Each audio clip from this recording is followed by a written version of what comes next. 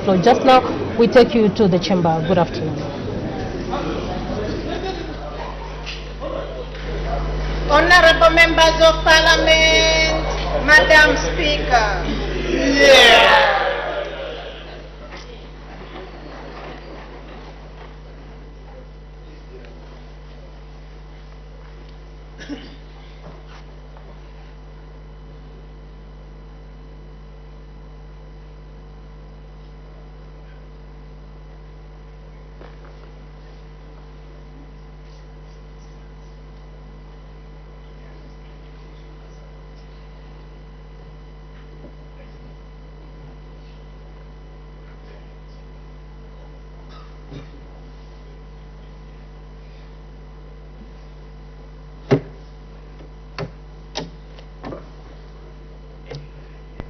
And sing of Zambia, proud and free, land of wealth and joy in unity, victors in the struggle for our rights.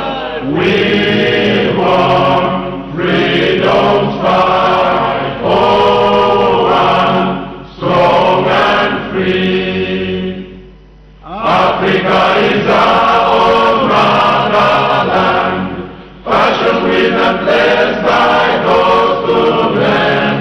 Let us all our people join as one, brothers under the sun, oh, one, strong and free. One land and one nation is our cry. Dignity and peace in Zambia's sky, like a noble eagle in its flight. Zambia, praise to thee, oh, one, strong and free. Praise be to God, praise be, bless our great Zambia, Zambia, Zambia. Green and we stand under the flag of our land. Zambia, praise to thee, oh, one, strong and free. Prayer. Almighty God, who in your infinite wisdom and providential goodness has appointed the offices of leaders and parliaments for the welfare of society and the just government of the people. We beseech you to consider with your abundant favor us, your servants, whom you've been pleased to call to the performance of such important responsibilities in this land. Let your blessing descend upon us here in Parliament assembled, and grant that we may, as in your presence, treat and consider all matters that shall come under our deliberation in so just and faithful a manner as to promote your honor and glory, and to advance the peace, prosperity, and welfare of our country and of those whose interests you've committed to our charge. Amen.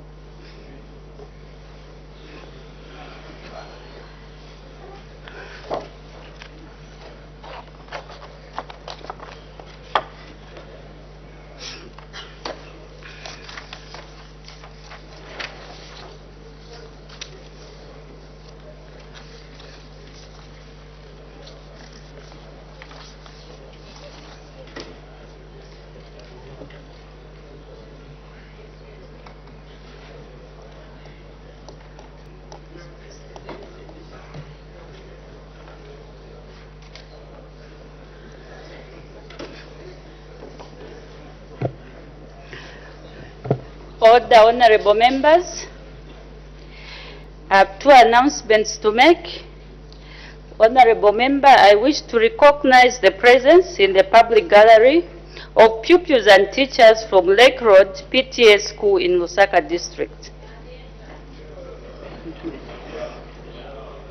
On behalf of the National Assembly of Zambia, I warmly welcome our visitors in our midst. I thank you. You may take your seats. The second announcement. Honorable members, I wish to recognize the presence in the public gallery of pupils and teachers from Mtendere Secondary School in Kafue District. On behalf of the National Assembly of Zambia, I warmly welcome our visitors in our midst. Thank you. You may take your seat.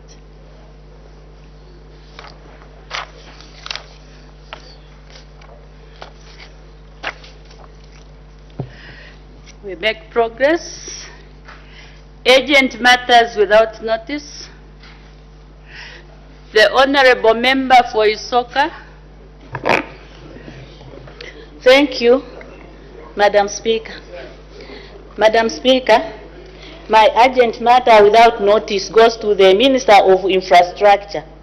He is even looking at me, at my...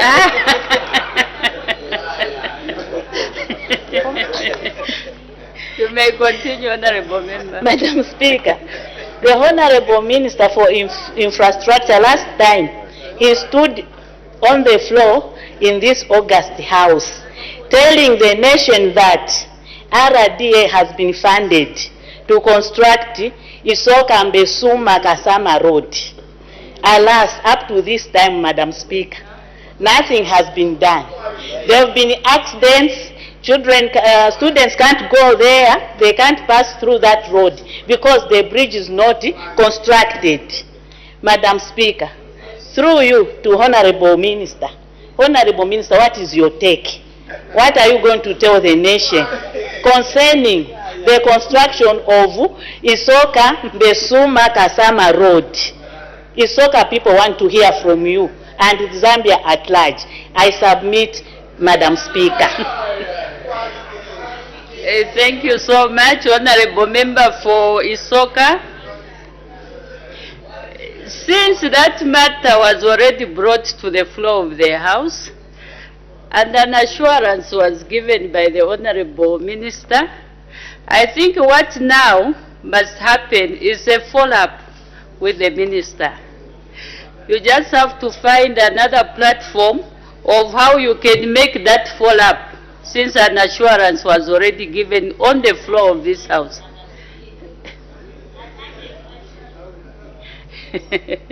You can maybe find in a question. It will come. It will find its way on the floor of the House. The Honorable Member for Chipili. Thank you, Madam Speaker. Urgent matter that notice directed to the Minister of Finance. You may continue, Honorable Member. Thank you, Madam Speaker. Minister, your honorable members, Madam Speaker, are sleeping in the darkness. There's no power. In darkness. In darkness. Okay. There's no power, Madam Speaker. Security. They mean, what is so difficult for the Minister of Finance to organize money on behalf of ZESCO to get money on loan from local commercial banks and the other lending institutions to help Zambian people, and assured them that this loan you are giving to us as a government, ZESCO is going to import power, and the market is here. Within 90 days, ZESCO will start paying back that loan. What is so difficult? Yes. Madam Speaker, the law, the Constitution is very instructive. The authority, the executive authority that you have, Madam Speaker, Mr. Speaker, is derived from the people of Zambia. As you are exercising those authority, it must be exercised in the manner. It must be in the manner compatible to the to the principles of social justice, and so that the people of Zambia can benefit, and you uplift their well-being. What is so difficult for you to think on those lines, on the Minister? We are people of Zambia looking up to you. Help our people. Madam Speaker, I need your serious indulgence. Thank you, Madam.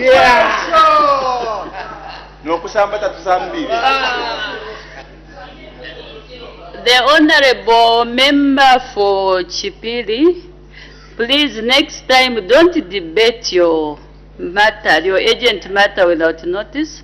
This matter is supposed to be given within 2 minutes, but you went on debating. However, what I can say, this matter is not admissible, Honorable Member, because the government is already aware and handling the matter. In fact, was it 2 weeks ago, we had a ministerial statement from the Minister of Energy who was trying to give us the position and the areas that were being load-shedded.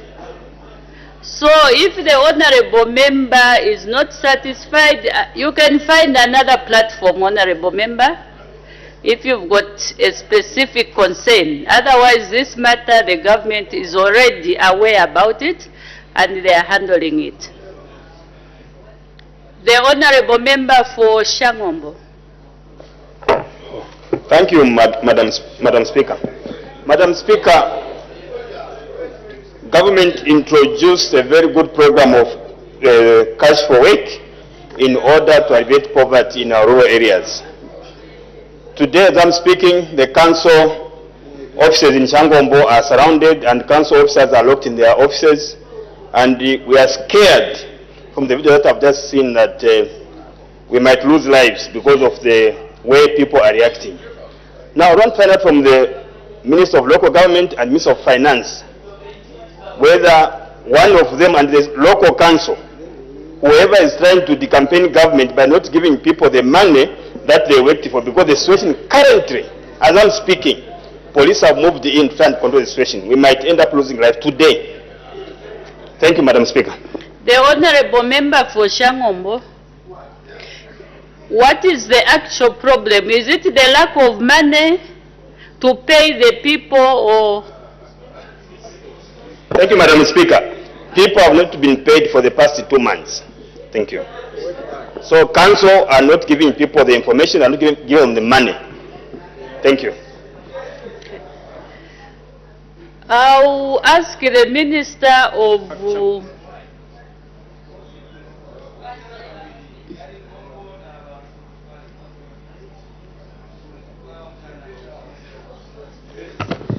the Minister of Local Government, maybe to come back. Tomorrow is too early. Can I give you Tuesday? No, according to our standing orders, it does not permit immediately. Then we can ask you to come to the House tomorrow. Thank you. So the Honorable Minister of Local Government will come back to this House tomorrow just to tell the nation what is happening and how soon the money will be paid for the people of Shangombo. Thank you. We make progress. I have permitted the Honorable Minister of Mines and Minerals Development to present a ministerial statement. The Honorable Minister of Mines and Minerals Development.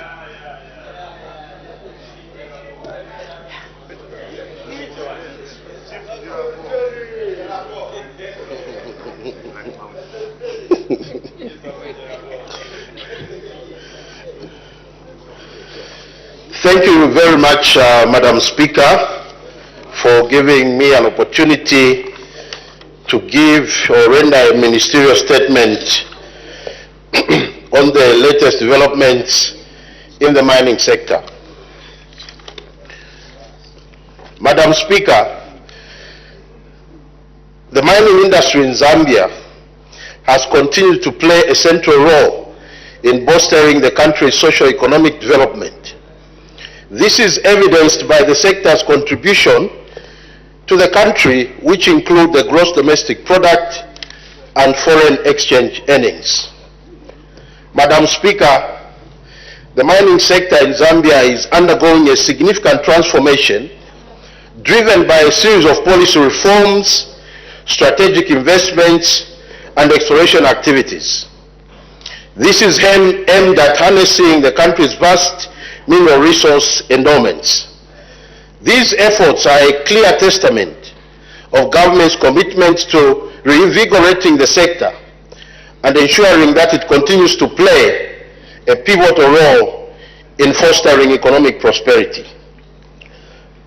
It is for this reason that government, under the leadership of His Excellency the President of the Republic of Zambia, Mr. Hakainde Hichilema, which has prioritized the implementation of various interventions.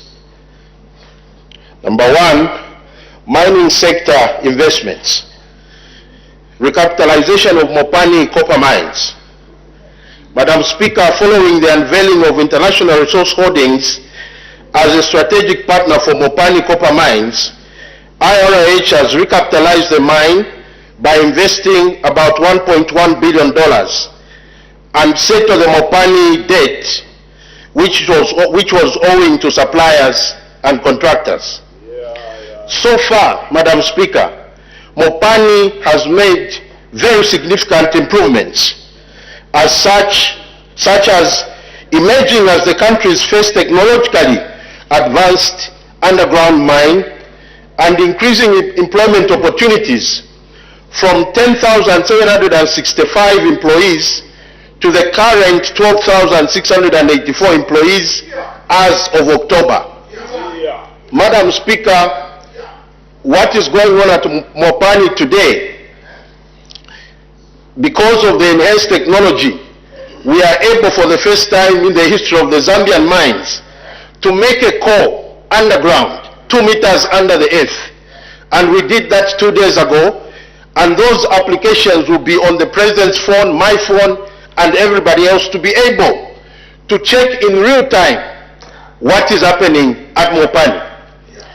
Other improvements, Madam Speaker, because of the new technology they have brought, in its production, they have actually increased the copper grade from 1.68% to 2.21%, and ore production from 2.2 million to 2.8 million tons.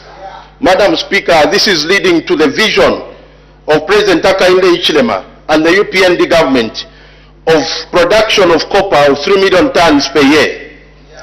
Madam Speaker, following the agreement between government and Vedanta Resources PLC to settle the dispute between the two parties ex curia, on 21st August 2024, government officially handed over the mine to Vedanta Resources PLC. The handover has demonstrated government's commitment in resolving the court disputes amicably for the benefit of both parties and indeed the people of Zambia. Vedanta Resources Limited is expected to invest about $1.3 billion US and create over 2,000 direct and indirect jobs. Madam Speaker, government commissioned the dewatering of the flooded Shaft 28 at CNMC Luansha copper mines in Luansha, a mine, Madam Speaker, which was dead for 23 years. It is envisaged that $500 million will be invested and 3,000 jobs will be created in the town of Luansha. Madam Speaker, on the 17th of August 2024, His Excellency the President of the Republic of Zambia commissioned the Kitumba Mine project in Mumba district of Central Province. The investment is at a cost of $600 million and is expected to generate over 2,500 direct and indirect jobs. The mine will certainly enhance employment opportunities across various sectors, thus contribute to stimulating national development. Madam Speaker, following JCHX Mining acquiring stake in Luvambe copper mines, JCHX is committed to invest about $300 million in the mine. This is aimed at reviving the mine and extending its operational life. Without uncertainty, this development will positively impact the local economy on the copper belt by providing employment and business opportunities to the people and the business on the copper belt. Madam Speaker, government commissioned the Mingomba mine project in Chililabombwe, Copperbelt province. About $2 billion is expected to be invested in the project, and over 1,000 direct and indirect jobs will be created. That is in the development phase. But when they begin shaft sinking, Madam Speaker, 10,000 jobs will be created at Mingomba. This development will bolster economic activities on the Copper Belt and generally improving the livelihoods of our people. Madam Speaker, in an effort to expand its operations and ultimately ramp up copper production, Lumwana Mine embarked on the development of the Lumwana Mine Super Pit expansion project at a cost of $2 billion. The development of the project has advanced, with the first production scheduled for 2028. Once operational, the Super Pit expansion project is expected to produce about 240,000 tons of copper annually over a period of 30 years. The project will have a positive impact on the local and national economy through jobs and business opportunities that will be created arising from this development. Madam Speaker, First Quantum made investments towards its commitment of investing $1.25 billion over a period of 4 years in expansion projects through the S3 projects and the nickel project. Significant investment has been actualized, with the S3 earmarked for completion next year that will improve the grade of copper while at the same time contributing to increased job opportunities. As for the nickel project, production has already commenced and is currently one of the top global nickel mines, with jobs standing around 1,000 people. Madam Speaker, the House may wish to recall that in October 2021, government suspended operations at Kasenseli Gold Mine due to safety and administrative concerns which needed to be addressed. I am glad, Madam Speaker, to inform the House that government has made strides in resolving the challenges which led to the suspension of operations at the mine. As such, I wish to inform the House and the nation at large that operations at Kasenseli Mine are expected to resume in November 2024. Number two, policy, legislative, and institutional reforms. Madam Speaker, in terms of legal developments, government is in the process of enacting the Minerals Regulation Commission legislation, the Geological and Minerals Development legislation, and the statutory instrument on local content.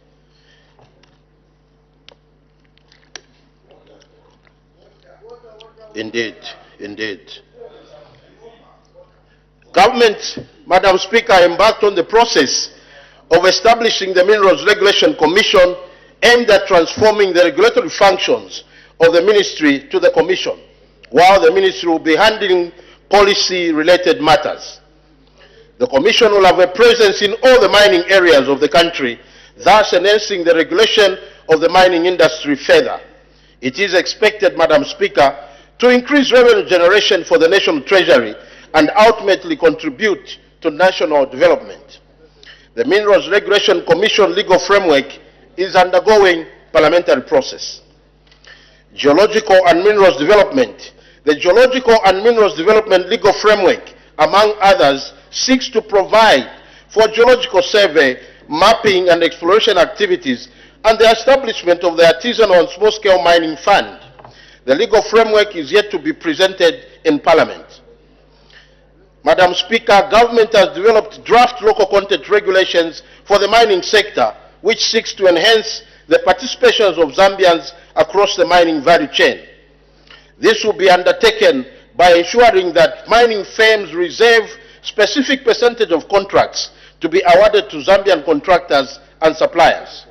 So far, stakeholder consultations on the draft legal framework have been undertaken, and the finalization of the regulation is currently underway. Madam Speaker, government is in the process of establishing a special purpose vehicle, an SPV, called the Zambia Minerals Investment Corporation. This will enable government own and run mines through joint ventures with local and foreign investors.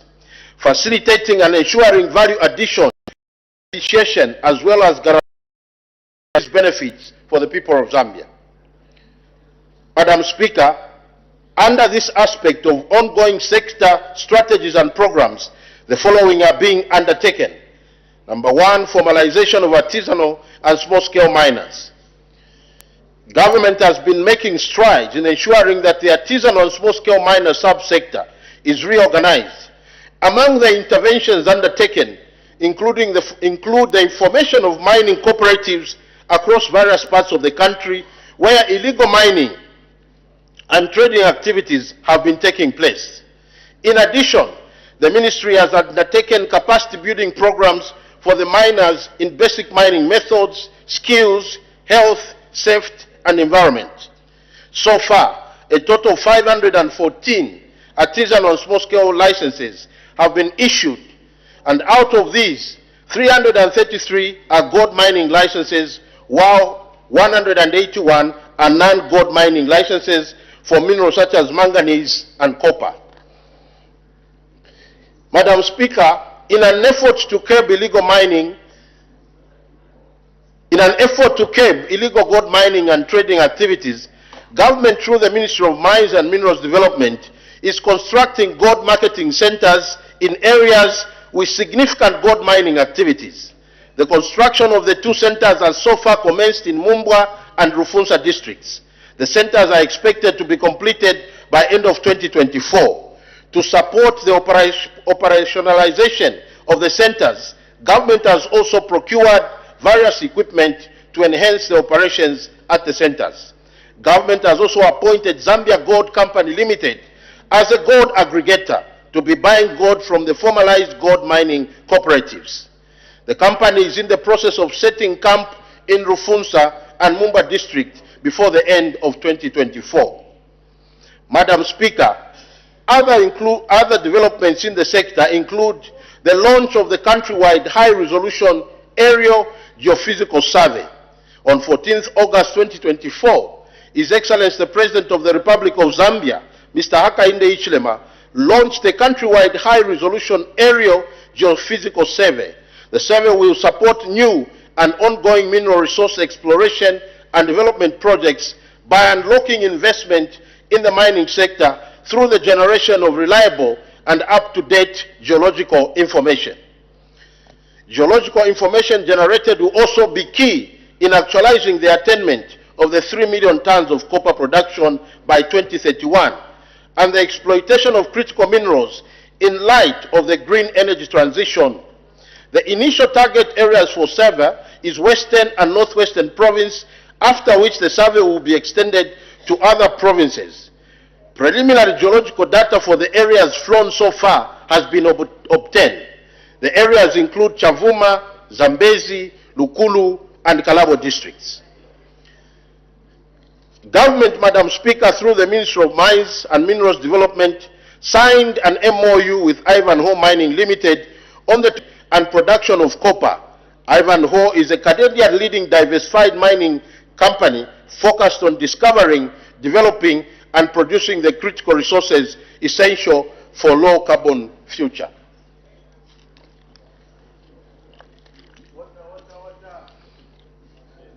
In line with undertaking a countrywide high-resolution aerial geophysical survey, government through the Ministry of Mines and Minerals Development signed an MOU with the Geological Survey of Finland. The strategic partnership will ensure quality control and assurance of the data that will be generated during the aerial geophysical survey, resulting in quality and reliable geological information. Other developments that have taken place include development of a 3 million ton strategy to actualize the attainment of the said strategy by 2031, and the National Critical Mineral Strategy to promote investment in the mineral value chain. The 3 million copper production strategy clearly spells out the measures government, in collaboration with key stakeholders, will implement to achieve the target. In addition, the National Critical Mineral Strategy highlights government's strategic focus and objectives for exploiting the country's critical minerals. Madam Speaker, I wish to reiterate that government is committed and keen to reform the mining sector in order to improve the country's socio-economic development. As such, mining being Zambia's major economic activity is critical to driving the economic recovery agenda for the country. Therefore, government has prioritized the implementation of mining-related interventions in order to harness as much benefits as possible from the exploitation of the country's mineral resources. Madam Speaker, I thank you. Thank you. Honorable members are now free to ask questions on points of clarification on the ministerial statement presented by the Honorable Minister of Mines and Minerals Development. The Honorable Member for Chama North.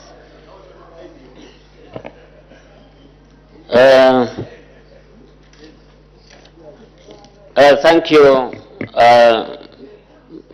Thank you, Minister, for that ministerial statement, which is detailed. Madam Speaker, indeed, this country is a leading copper producer in this country. And for us to continue to attain the 3 million copper production, we need a motivated workforce. Now, Honorable Minister, I am alive to the fact that the new owners of Mopani, that is IHR, have been repressing Zambian workers, especially at the senior managerial level, with foreign workers, and that is bringing discontent among the workforce at Mopani. Why has government allowed that situation, which works against the Zambianization? More importantly, that this country has trained a lot of personnel, especially in the field of mining engineering. I thank you. The Honorable Minister of Mines and Minerals Development. Thank you very much, Madam Speaker. Honorable Member, the first thing that I will say is that you need to understand that Mopani is 51% IRH and 49% ourselves. That is number one point, meaning they have to have people also inside. But when I look at the numbers today, and I want you to go and check the numbers, I know you are a former labor leader. The ratios are sitting at 1%, foreign expats, as it stands today. I thank you, Madam Speaker. The Honorable Member for Kamfinsa. Allow me once again, Madam Speaker, to thank you for the opportunity to ask a follow-up question to the Minister responsible for Mines and Minerals Development. Honorable Minister, you've given a comprehensive report of what is happening in the mining sector. And because of what is happening in the mining sector, you have highlighted in each mine what is supposed to happen. In the first budget speech by the Minister of Finance, a target of 3 million tons of copper was pronounced in 2021, that in the 10th year, we should be able to start getting 3 million tons of copper. Now, so far, Honorable Minister, you are aware, and I'm sure these figures are very active with both Ministries of Finance and Mines, that last year we only managed to produce 680,000 metric tons of copper, meaning we didn't achieve even 700,000. Now, my question, Madam Speaker, to the Minister of Mines, all these mines that you have mentioned, KCM, Mopani, FQM, Mingomba, have they been given targets to produce? Have you had a conversation with the mining sector to be able to say, this mine is able to give us so many 1,000 tons of copper? Because we might pronounce a figure here, 3 million, yet, Madam Speaker, we can't even get to 1 million. So my question to you, Minister, do we have the targets for each mine, and have the mines agreed that they can get that value of copper out of the ground that we have? I thank you, yes, Madam Speaker. Before the Minister comes in, order. before the minister comes in, there's an indication for a point of order. What is your point of order? Thank you, Madam Speaker, and most appreciated. Madam Speaker, I followed the question that the Honorable Member for Chama asked the Minister. The question that the Honorable Member from Chama asked was that why is KCM replacing expatriates, Mopani replacing expatriates as opposed to the Zambians? But the Minister has given the ratios. Is he confirming that indeed they are replacing? I submit, Madam Speaker. The Honorable Member for Mukushi South, what I can advise, you are still asking the Minister questions. So you should have also indicated to ask the Minister that question which you've just raised. For me, the Minister was going to answer you instead of raising it as a point of order. So please find time, just indicate. We've still got 25 minutes. The Honorable Minister of Mines and Minerals Development. Thank you very much, Madam Speaker, and thank you, Honorable Member, for that very, very important question. If you follow my speech, at the end of it, there is what we are calling 3 million ton strategy and the critical mineral strategy. So the 3 million strategy tabulates what we will get from each mine. And conversations we launched, sir. If you've been following the Ministry of Mines, there was a launch of the critical mineral strategy and the 3 million strategy, and we invited everyone. You ignored to attend. So we invited even members of parliament. So we have launched the critical mineral strategy and the 3 million strategy, and each mine and where we are getting. If Madam Speaker allowed me, I would come and present it before the House, so that you see where we are getting what. Each mine, we know what we are getting from them. In fact, you heard 2 days ago, First Quantum announced that they have increased production by 13%. You also heard, I was talking about Mopani. They have increased production by 37% from the time they started mining in 6 months. So we have done, this is a smart government. For the first time, I've been in Zambia for quite a bit. I have never had a government that has set a target of production. This is the first time, because government of President Hakainde Hichilema is visionary. And we said we'll work towards the 3 million tons. Even if we don't meet the 3 million tons, if we meet 2 million, mining people like the Honorable Member from Mufulira will tell you that 2 million will show activity in the economy. So you always set targets. You may not meet the target, but you will have moved towards the target. That's how smart people work. And Madam Speaker, I want to say this, that when the Honorable Member talks about, I want to react to his statement, that I didn't answer Honorable Mtayachalo's question. I did. You always look at ratios. Is this replacement? These people are owning 51%. To be fair, they have to bring their own people also to be part of the team. But when you look at the ratios of 1%, we are not shy to say they have brought their own people. They have every right, because they are 51% shareholders in the mine. But the ratios are 1% in relation to the Zambians. I thank you, Madam Speaker. Thank you. The Honorable Minister, you are free to bring any additional statement through a ministerial statement at any time, for the sake of the honorable members and the people out there, for them to be informed about whatever information you have for them. The Honorable Member for Ron. Thank you very much, Madam Speaker. And the Honorable Minister, Wamposha Mure distract na imwe. Wamposha. The Honorable Member for Ron, you are addressing that question through me. Sorry, Madam Speaker, I wanted the Minister to pay attention to my question. Apologies for that, Madam Speaker.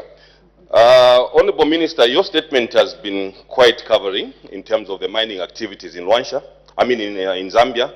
And in particular, we want to appreciate your ministry as Luanshya District and Ron constituents per se for having actually resuscitated the 28 shaft.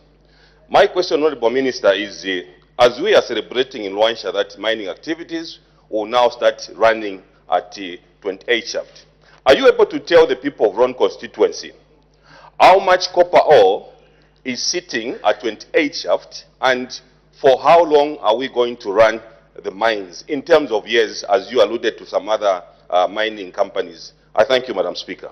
The Honorable Minister of Mines and Minerals Development. Thank you very much, Madam Speaker, and thank you, Honorable Member, for that important question. Yes, indeed, Luansha is poised to become one of the most active mining towns as it used to be in the past. Shaft 28 has got several levels, and you know this mine got flooded a long time ago, about 23 years ago. So in terms of the figures, probably after they do the dewatering, because what they are doing is to dewater and begin to work on each level as they dewater it. So we'll be able to give you the figures, maybe a one-on-one discussion as I talk to Luansha Copper Mines to see what they are looking at or what their feasibility is telling them. I thank you, Madam Speaker. The Honorable Member for Muchinga. Thank you so much, Madam Speaker, and I also want to thank the Minister of Mines. I took interest in the topic when you mentioned of illegal mining, Honorable Minister. You know, we have got a situation where big companies are given huge chunks of land under exploration licenses, and after 4 years, they are still allowed to go back and renew, even after they have done nothing in the first 4 years. This is the cause of illegal mining. What is it that your ministry is doing to make sure that areas that have been on exploration under a certain company are left to be applied for by other people who may be interested after the 4 years has elapsed? Because this has caused a lot of illegal mining activities. You know, the locals knows where the deposits are, but the people who get these licenses, they don't know. So they just hold on to the land and just keep it just like that. Then the locals are forced to go and start doing illegal mining. Madam Speaker, I thank you. The Honorable Minister of Mines and Minerals Development. Thank you very much, Madam Speaker, and thank you, Honorable Member, for that question. Honorable Member, when you apply for an exploration license, at expiry, if you want to renew, you have to give away 50%. You have to drop 50%. That's how it works. Nobody carries the whole lot throughout until they finish their exploration activities. That is why we have given time frames, because people can use that for speculative purposes. So the law stipulates that if you coming for renewal of an exploration license, 50% of it should be dropped. And that's the law, and we don't compromise on that. In terms of illegal activities on a particular tenement, the law also stipulates that the owner of the license is mandated or required, it's a requirement under the law, to make sure that there is no illegal activities happening. If they are there, then it warrants, you know, sanctions and cancellation. I thank you, Madam Speaker. The Honorable Member for Lunte. Madam Speaker, thank you so much for giving me this opportunity. Honorable Minister, I really admire your admiration for the smartness of UPND. Honorable Minister, 51% shares in Mopani were given away to IRH by the UPND government. Now, those shares were owned by the Zambian people. What I know is that when you sell shares, there are three options. You can sell them at a premium, you can sell them at par, or you can sell them at a discount. At all those options, you receive money. In other words, the Zambian people should have received money for the 51% shares which you gave away to IRH. Yeah. Honorable Minister, how much money did the Zambian people receive as a result of you giving away 51%? Don't tell me about the 1.1 billion investment because those people are investing in their own company, which you have already given them. Madam Speaker, I thank you.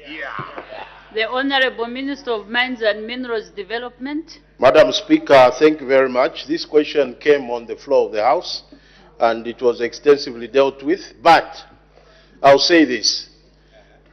The Attorney General of Zambia gave a comprehensive statement on the transaction between Mopani and IRH. So the Honorable Member would do well to read. I thank you, Madam Speaker.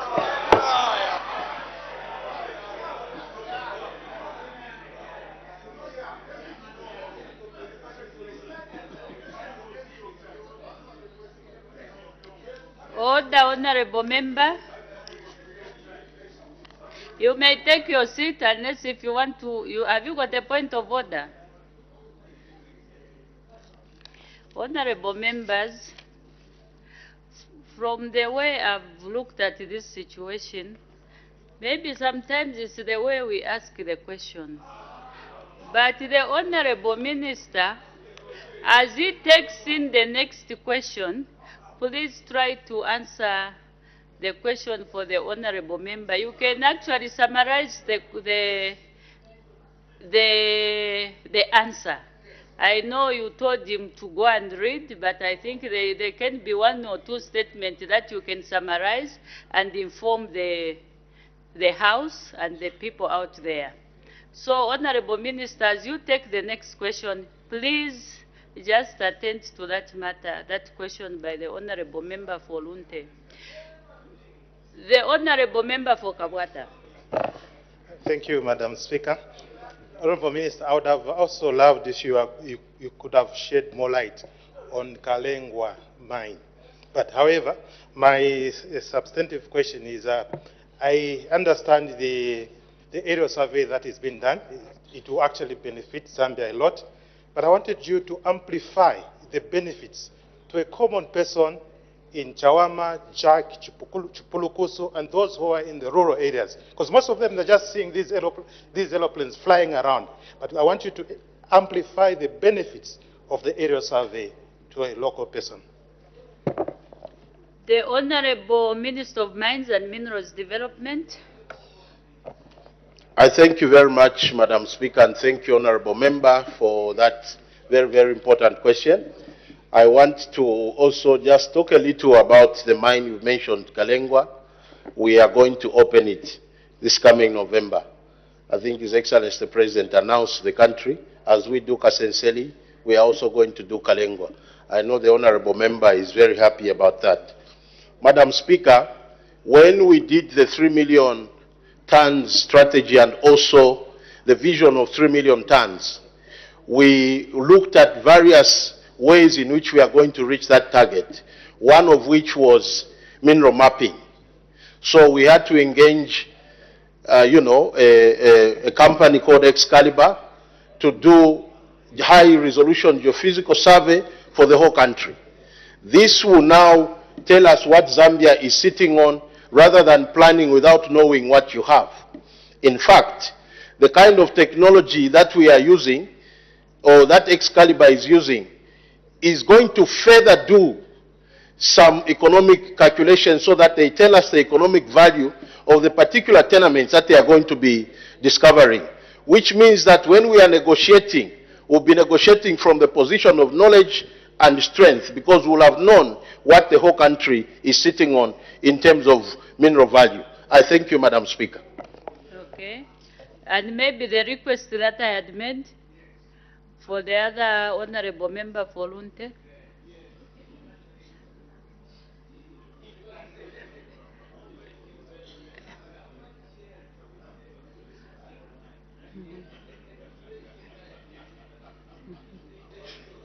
Madam Speaker, I didn't get you clear. Okay, there was a request by the Honorable. In fact, the request came from me to say, is it possible that you can maybe summarize the feedback for the Honorable Member for Lunte, because you had instructed him to go and read so that he gets the answer himself. Madam Speaker, you can permit me to come and do a ministerial statement just on that transaction. I thank you, Madam Speaker. Thank you. We make progress. The Honorable Member for Kwacha. Thank you, Madam Speaker, and thank you, Honorable Minister, on your ministerial statement. But before I can proceed to ask, allow me to join my colleagues in thanking Honorable Elvis Nkando Akatunturu, my father, for scoring victory in the Kawambwa chairperson elections. Honorable Minister, following the successful attraction of investors in many mining conglomerates across the country, we are talking of KCM, Mopani, Shaft 28, and other mines within the country. Are there plans by this government to reintroduce mineral royalty so that the country can fully benefit from the God-given resource, which is copper? I thank you, Madam Speaker. The Honorable Minister of Mines and Minerals Development. Thank you very much, Madam Speaker, and thank you, Honorable Member. Honorable Member, mineral royalty is still there. So I don't know which one specifically, but Zambia does collect mineral royalty from any mine, except it has been made deductible for purposes of income tax. I thank you, Madam Speaker. Thank you. The Honorable Member for Kantanshi. Thank you very much, Madam Speaker. And Madam Speaker, I wish to thank the UPND government, I think, for the support they have given us in reorganizing Mopane mine. And thank you, Honorable Minister, for the investment profile, the flavor of the investment profile you have highlighted to us. It's very clear that mining is the backbone of our economy. But I wanted to find out from the Minister, now that you have been able to sort out most of these investment issues, when are we going to see you helping us to resolve the casualization that is in the sector, especially currently right now, those miners who are working under the contractors, not necessarily mainline mining, who you are aware are underpaid severely. I think they are getting as low as 1,500 kwacha, no clear conditions of service. When can we see the government seriously tackling that problem so that these people can also draw the benefits that the other colleagues are drawing? Thank you very much. Thank you. The Honorable Minister of Mines and Minerals Development. Thank you very much, Honorable Member for Kantanshi, and thank you, Madam Speaker. Yes, after resolving the issues of taking back these mines to productivity, what follows is there benefit to the local people, is there benefit to the workers, is there benefit to suppliers and contractors, and that's why government is working round the clock on the issues of local content. Yes, we are engaging mining companies. I'm in consultation with the Minister of Labour to try and see how we can look at the conditions of service for especially contractor workers, because that is where it is so rampant. As late as yesterday, when Mopani was presenting their report, I engaged them about the fact that we shouldn't just look at how the mine is doing well. We must also look at whether the people that you have contracted are keeping their workers well. It is a discussion that is very active, and we have to make sure that as we resuscitate these mines, even our people benefit, especially employees. I thank you, Madam Speaker. Thank you. The Honorable Member for Solwezi East.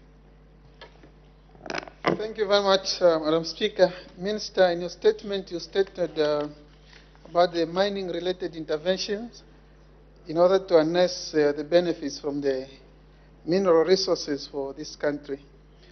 Minister, you recall not too long ago that you brought the Mines and Minerals Development Act, and there was a heated debate on the floor of this House, especially with the clauses that relate to the local content.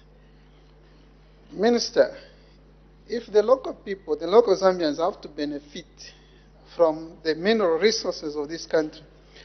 When are we seeing that bill come back to this House with the contentious clauses amended so that people out there, they can have that hope of benefiting from the minerals, especially the suppliers and local contractors that you have talked about? Thank you.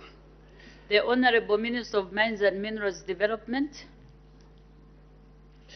Thank you very much, Honorable Member, and thank you, Madam Speaker.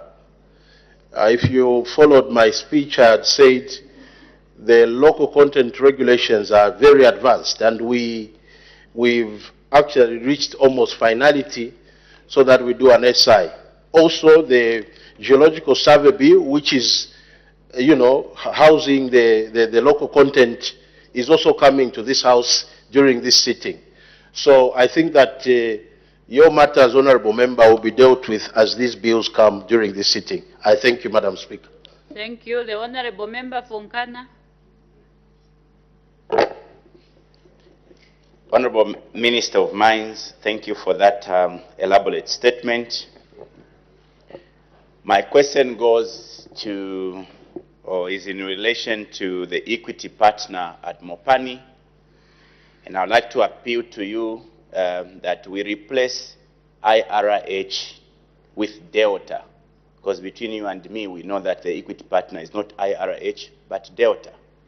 I'd like to find out from you, Honorable Minister, how much external funds has Delta brought into Mopani? I thank you, Madam Speaker. The Honorable Minister of Mines and Minerals Development. Madam Speaker, one thing, thank you very much, Honorable Member, for that question, and thank you, Madam Speaker. If I look at the figures today, though I may not have an updated one, I will do an updated one and I'll pass it to you. The first amount of money externally that came was to deal with the Glencore debt, which was $398 million US dollars.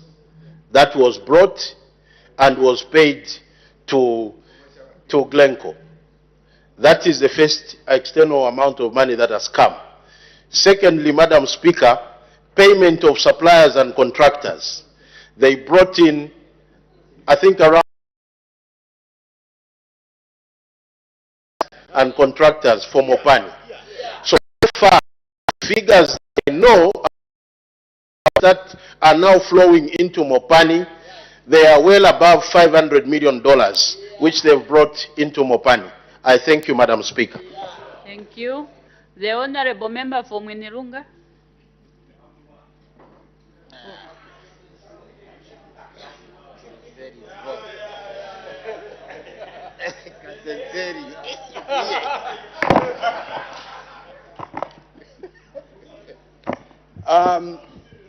Thank you very much, Madam Speaker. My question to the Minister.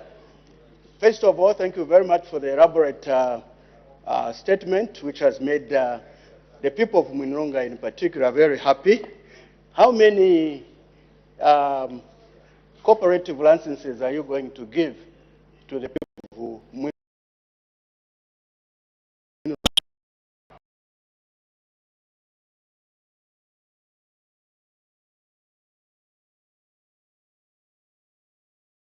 for your patience, waiting for the reopening of Kasenseli, which has now, come to fruition, and also Kalengwa, which has come to fruition. So, Honorable Member, in terms of how many cooperatives will give you, to depend on how many will apply and availability of licenses around that area. I thank you, Madam Speaker. The Honorable Member for Feira. Thank you, Madam Speaker, and thank you, Minister, for the statement. Madam Speaker, the Minister elaborately talked too much about IRH pumping in 1 billion, Vendetta 1.3, Migomba 2 billion, $500 million. All these figures are in dollars. Madam Speaker, this kind of money, if it landed in this country, wouldn't have been where we are today. Even the dollar, well, sorry. And let me just say, Minister, just give me, hold on. Just yesterday, we were discussing, yesterday or the other day, the national annual borrowing plan. The minister has failed to explain how all these things should have been a replacement for borrowing.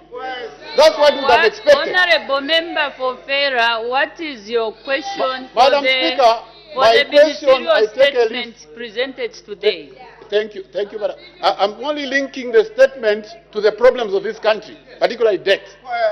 Madam Speaker, also I take a leaf from Chief Mpezeni Nkosiyama when he advised our ministers that visiri Muleke, we are talking too much and no action. My question is this.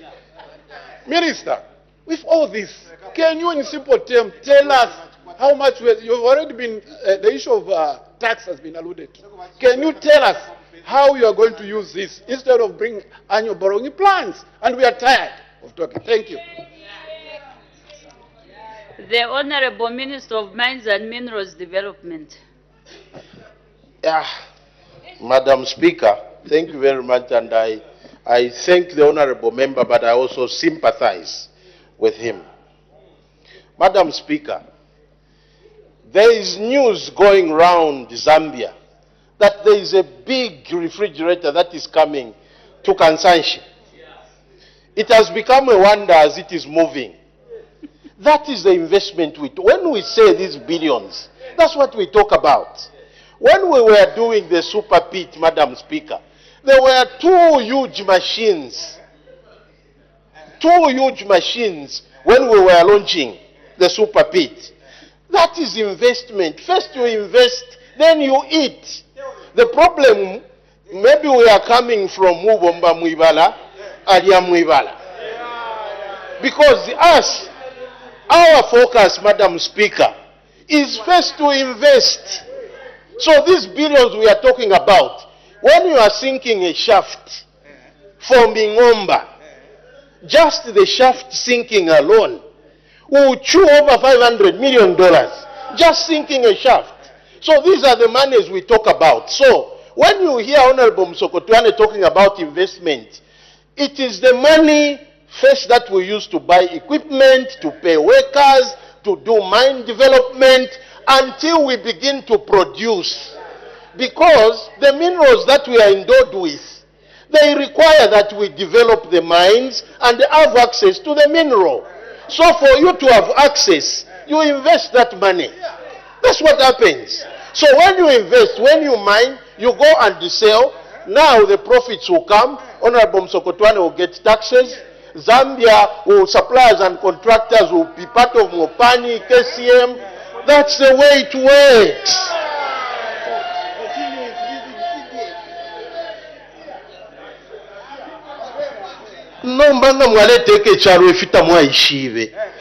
The Honorable Minister. Madam Speaker, meaning you were running a country and this you didn't understand. Eish. That's why this country collapsed. I thank you, Madam Speaker. The Honorable Member for Mukushi North.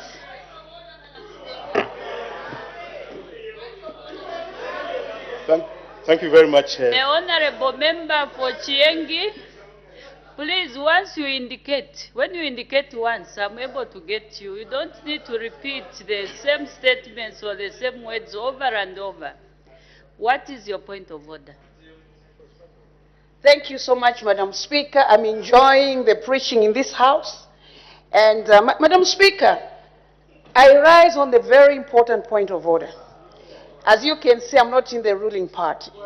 Madam Speaker, the minister has been speaking, and I've enjoyed his preaching. Now I have a challenge, Madam Speaker. The role of the leader of opposition in the House.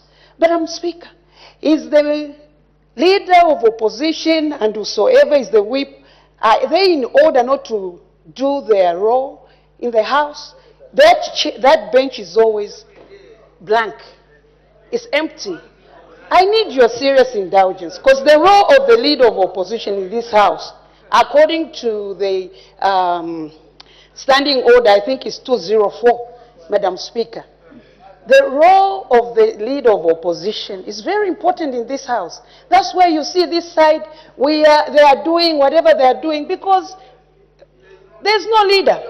I need your serious indulgence, Madam Speaker. Thank you. Would you state what breach has been committed?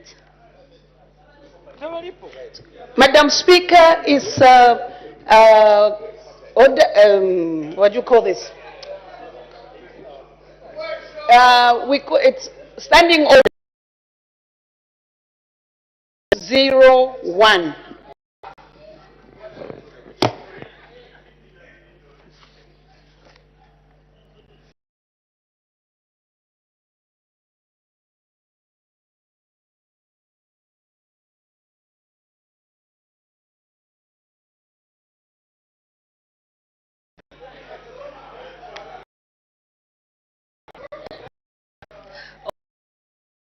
So the citing is incorrect. However, Honorable Member, if that is more of an administrative matter, I think that matter can be maybe forwarded to the clerks at the table. It's a house, it's an administrative matter.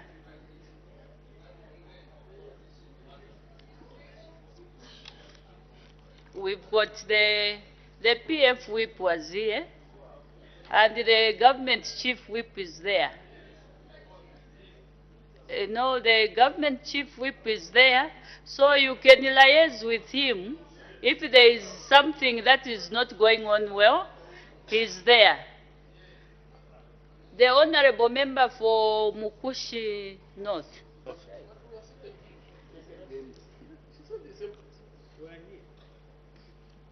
You may continue with the last question. Thank you very much, Madam Speaker. Honorable Minister, I followed your statement and I was expectant that in your statement you talk about Kashime mine, of which you didn't. On 24th March 2023, you stood on the floor of this House and assured us that in December of 2023, that mine will be operational. But up to now, nothing is happening on there. So what is the position of Kashime mine? The Honorable Minister of Mines and Minerals Development. Madam Speaker, thank you very much. And Honorable Member, I actually feel your pain because I'm in the same pain. We had done everything that we were supposed to do in terms of wanting that mine to be operational. And I can tell you the interest from various investors is unbelievable. Alas, there are issues of, I don't know what you call Swaka Foundation. They are fighting the opening of that mine because of environmental issues. So we need to strike a balance. That is where the challenge is, Madam Speaker. And we are in discussion. I've been in touch with the Honorable Minister for Green Economy. We've been talking about how we can have access to that site. So really, government has done its part, but the issue of environmental issues have come in play and they are delaying things. We want to open that mine like yesterday. We need it to add to the 3 million tons. I thank you, Madam Speaker. Thank you. Honorable members, we have to make progress. And the Honorable Minister has actually promised to come back to this House with other ministerial statements that we can maybe utilize in the near future. Presentation of government bills. The Acting Minister of Justice. Madam Speaker, I beg to present a bill entitled the Judiciary Administration Amendment Bill, National Assembly Bill number 16 of 2024. The object of this bill is to amend the Judiciary Administration Act 2016 so as to delete the power of the Judicial Service Commission to make regulations to training courses in the judicial service. I thank you, Madam Speaker. Let the bill be read the first time. The Judiciary Administration Amendment Bill, National Assembly Bill number 16 of 2024. The bill stands referred to the Committee on Legal Affairs, Human Rights and Governance, and the committee is required to submit its report on the bill to the House by Wednesday, 27th November 2024. Honorable members who wish to make submissions on the bill are free to do so within the program of work of the committee. Next bill. The Acting Minister of Justice. Thank you, Madam Speaker. I beg to present a bill entitled the Penal Code Amendment Bill, National Assembly Bill number 17 of 2024. The object of this bill is to amend the Penal Code so as to A. Strengthen the law on the offense of expressing or showing hatred, ridicule, or contempt for a person or group of persons. B. Provide for the offense of stealing medicine, allied substances, medical supplies, medical equipment, critical information infrastructure, and electronic communications apparatus. C. Redefine the word vandalize. D. Revise the penalties relating to vandalism. E. Make possession, conveyance, and receipt of vandalized property or material an offense. And D and F, beg pardon, Madam Speaker, provide for matters connected with or incidental to the foregoing. I thank you, Madam Speaker. Let the bill be read the first time. The Penal Code Amendment Bill, National Assembly Bill number 17 of 2024. The bill stands referred to the Committee on Legal Affairs, Human Rights and Governance. The committee is required to submit its report on the bill to the House by Wednesday, 27th November 2024. And honorable members who wish to make submissions on the bill are free to do so within the program of work of the committee.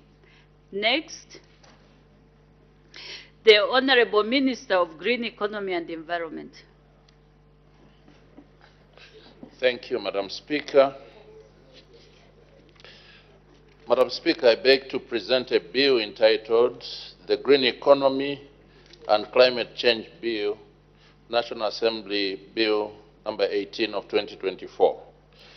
The objects of this bill are to A. Provide climate change adaptation and disaster risk reduction. B. Provide for climate change mitigation, low emission development, green economy and related actions. C. Regulate carbon markets. D. Provide for environmental and social safeguards in climate change actions. E. Establish the Climate Change Fund. F. Domesticate the United Nations Framework Convention on Climate Change and the Paris Agreement. And G. Provide for matters connected with or incidental to the foregoing. Thank you, Madam Speaker. Let the bill be read the first time. The Green Economy and Climate Change Bill, National Assembly Bill number 18 of 2024. The bill stands on natural resources. The committee is required to submit its report on the bill to the House by Friday, 29th November 2024. And honorable members who wish to make submissions on the bill are free to do so within the program of work of the committee. Next, the Honorable Minister of Agriculture, the Acting Minister. Madam Speaker, I beg to present a bill entitled the Plant Health Bill, National Assembly Bill number 20 of 2024. The objects of the bill are A. Protect plant resources. B. Provide the functions of the Plant Quarantine and the Phytosanitary Services Department. C. Provide for the registration of pest controllers and plant-related structures. D. Regulate imports and exports to prevent the introduction of or spread of a pest. E, give effect to the International Plant Protection Convention established in 1952. F, repeal the Plant Pests and Diseases Act 1958. And G, provide for matters connected with or incidental to the foregoing. Let the bill be read the first time. The Plant Health Bill, National Assembly Bill number 20 of 2024. The bill stands referred to the Committee on Agriculture, Lands and Natural Resources. The committee is required to submit its report on the bill to the House by Friday, 29 November 2024. Honorable members who wish to make submissions on the bill are free to do so within the program of work of the committee. Next, the Honorable Minister of Local Government and Rural Development. Thank you very much, Madam Speaker. Madam Speaker, I beg to present a bill entitled Local Authority Superannuation Fund Amendment Bill, National Assembly Bill number 21 of 2024. The object of this bill, Madam Speaker, is to amend the Local Authority Superannuation Fund Act so as to A, revise the accrual rate of the retirement benefit, B, to revise the commutation factors, and C, to provide for matters connected or incidental to the foregoing. Let the bill be read the first time. The Local Authorities Superannuation Fund Amendment Bill, National Assembly Bill number 21 of 2024. The bill stands referred to the Joint Committee of the Committee on Local Governance, Housing and Chiefs Affairs and the Committee on Local Government Accounts. The Joint Committee is required to submit its report on the bill to the House by Tuesday, 26 November 2024. Honorable members who wish to make submissions on the bill are free to do so within the program of work of the committee. We make progress. Questions for oral answer under Standing Order number 80. The Honorable Member for Mukushi South.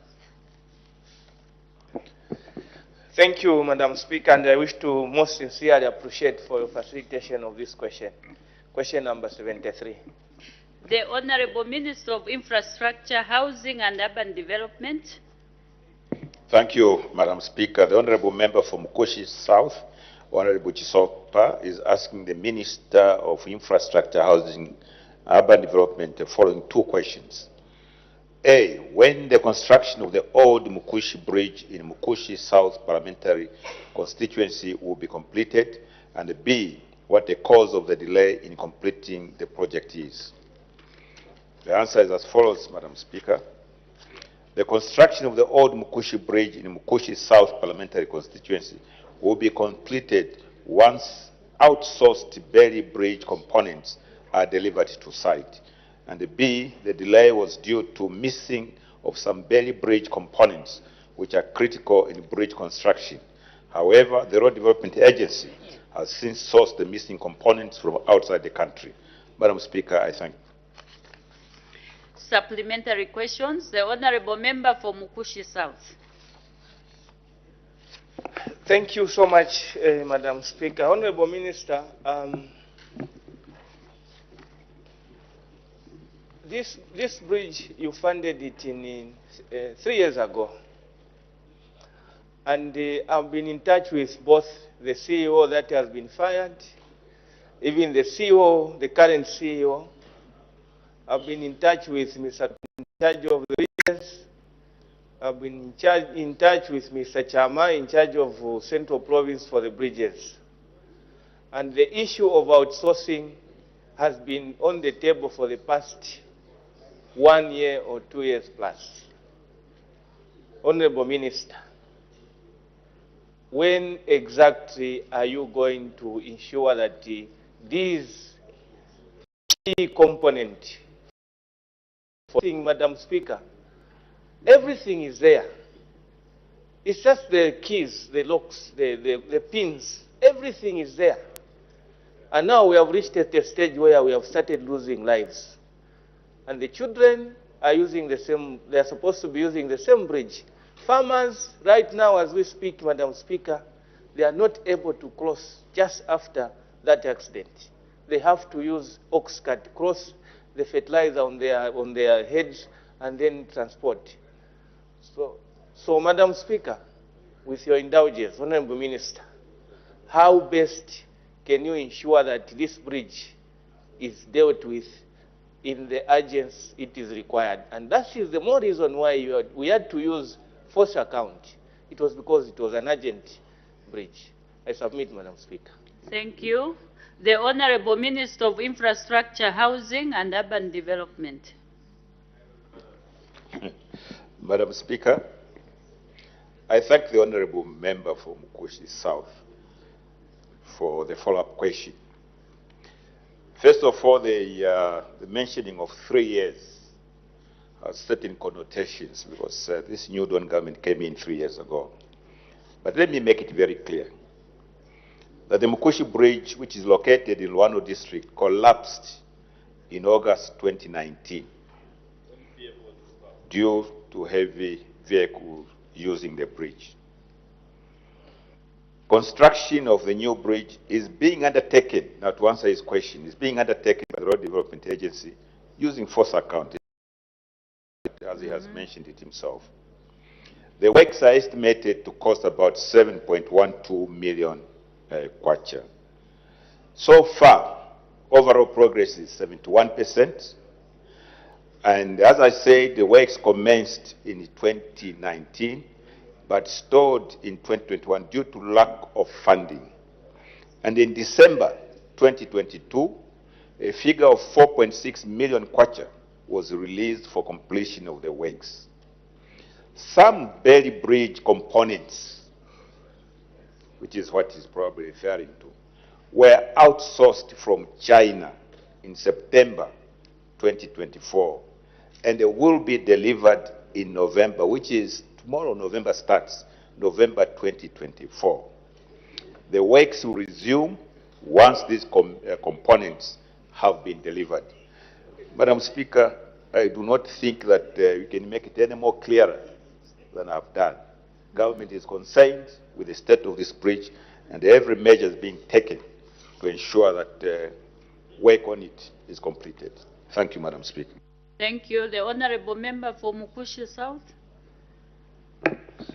Madam Speaker, it's indisputable that these components, Honorable Minister, the officers who have told you that the procurement and purchasing were done in September, please let them be honest enough. I've been engaging your officers for the past 1 year, including yourself, Honorable Minister. I've engaged you, and you are informed that what we are lacking are those key components. And the procurement was done a long time, according to what they say. But now, when exactly are these components? Because last month, I was told on 24th October, these components are going to arrive. Today, up to today, is 24th October. Now, who's telling the truth? Between yourself, Honorable Minister, or the officers who have told you?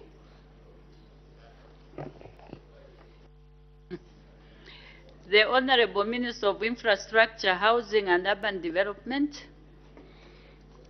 Madam Speaker, what the Honorable Member for Mukushi South has said has serious implications, because apparently he's saying that officers of government are telling him the truth and telling the minister things that are not true. Go back to what he has said, to say, look, when is the bridge going to be done? First of all, he must consider what I've just said. And if there is anybody in the ministry who is giving him information that is not being given to officers of government, that is unfortunate. And we shall investigate, Madam Speaker, to find out that if we still have moles in government, we will know what to do with those. But the answer to his, I have made it very clear. These parts are being delivered in November, and as soon as they have come, work will proceed to complete the works on that particular bridge. Thank you, Madam. Thank you. We hope it's clear.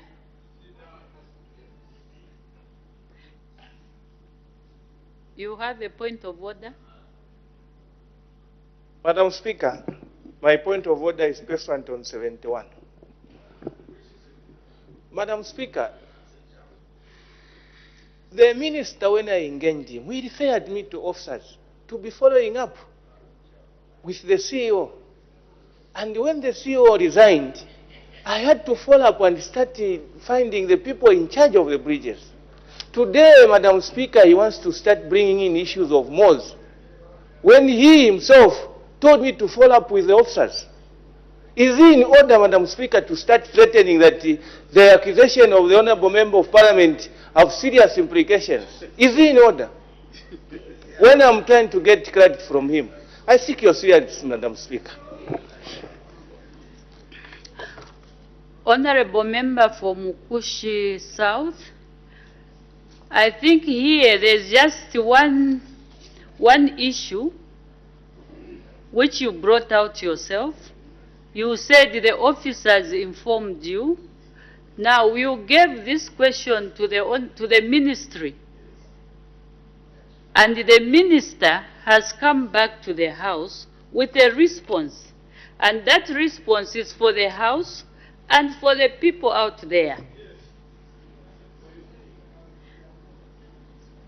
So really, what I can say is that what comes out from the minister is correct, because he's the one in charge of the ministry.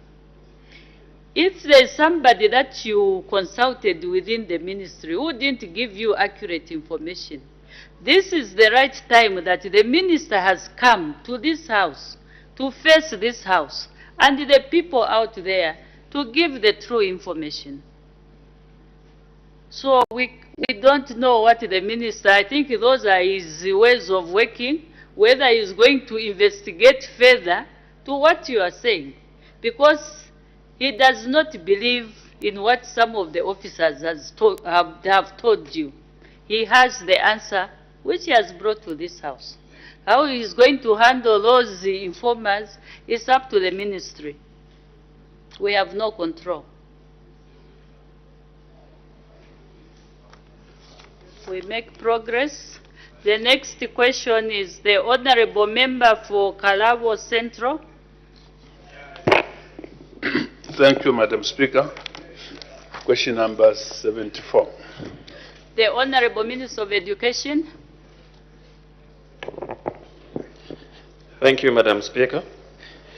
Mr. Mioto of Kalabo Central asks the Minister of Education, A, what criteria are used in the allocation of grants to public schools countrywide, and B, what measures are being taken to ensure that the funds are utilized prudently. Madam Speaker, I wish to inform the House that A, government allocates grants to public schools using a structured framework known as the Grant Allocation School Hub. This automated system considers several key factors, including the number of enrolled learners, each school's unique needs,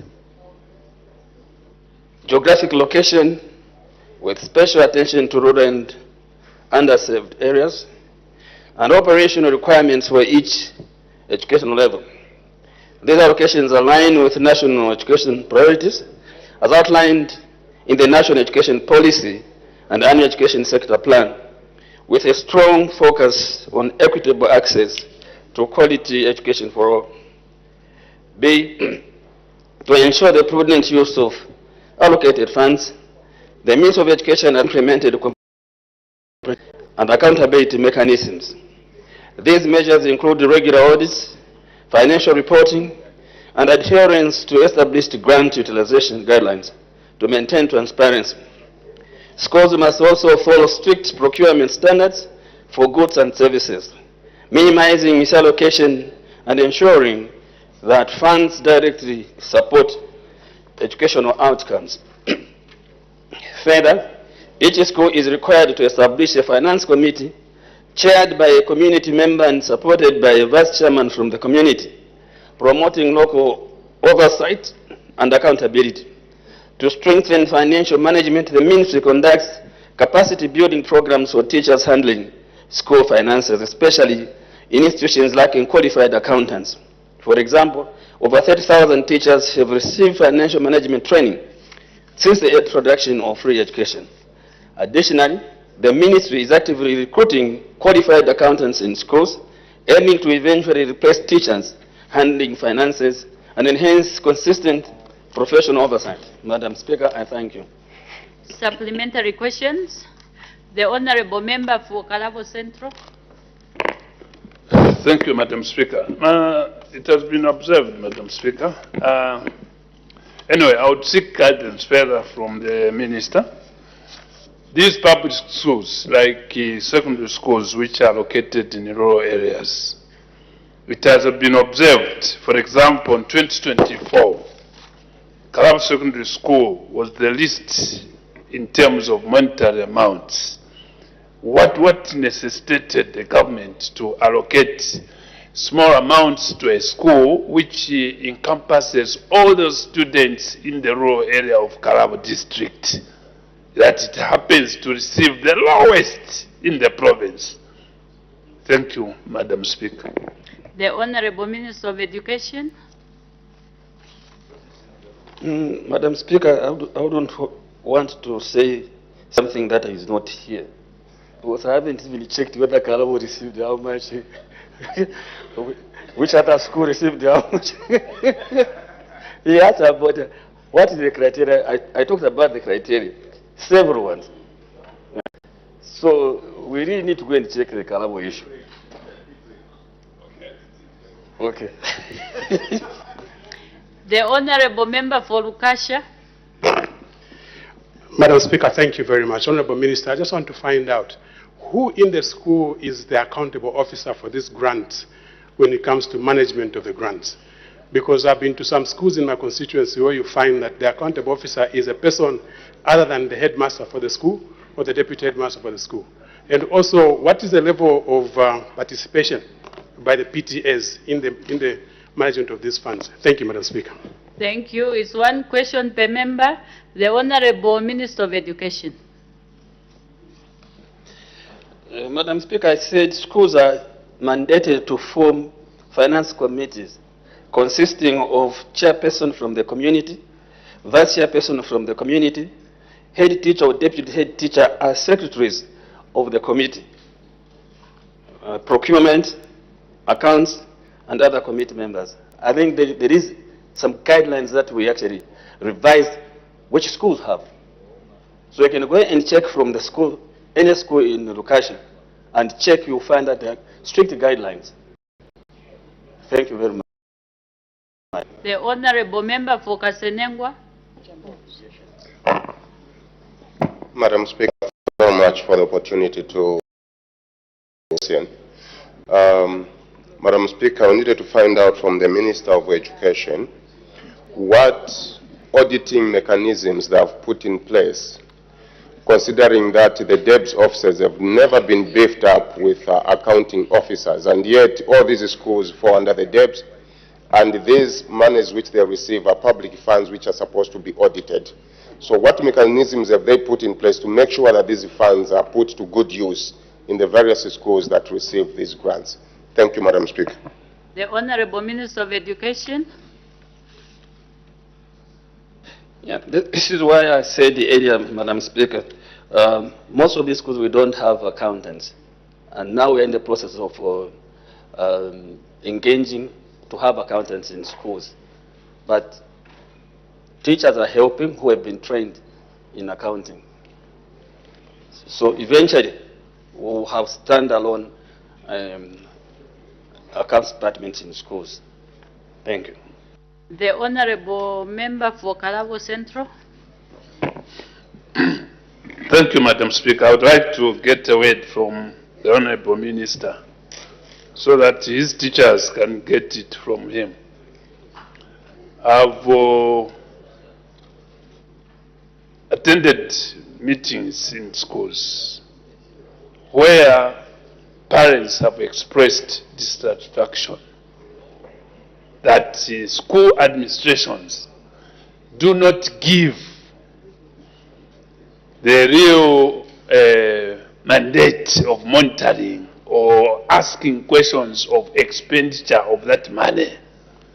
They tell them that they don't have that right and mandate. Honorable Minister, what is the comment over such remarks?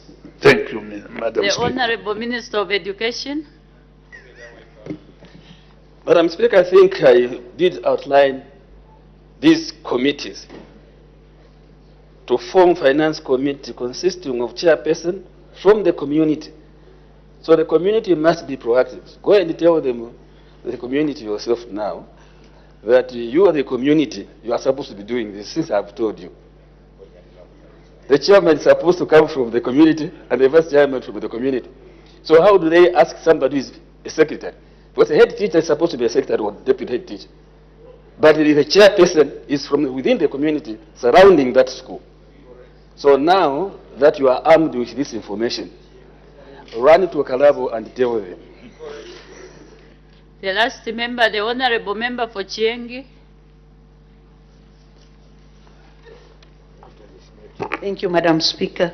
Honorable Minister, I hear that these schools do not have accountants, but we have school bursars. Can't we use them as accountants or when employing a school buzzer? I think you're in a boarding school, you had one.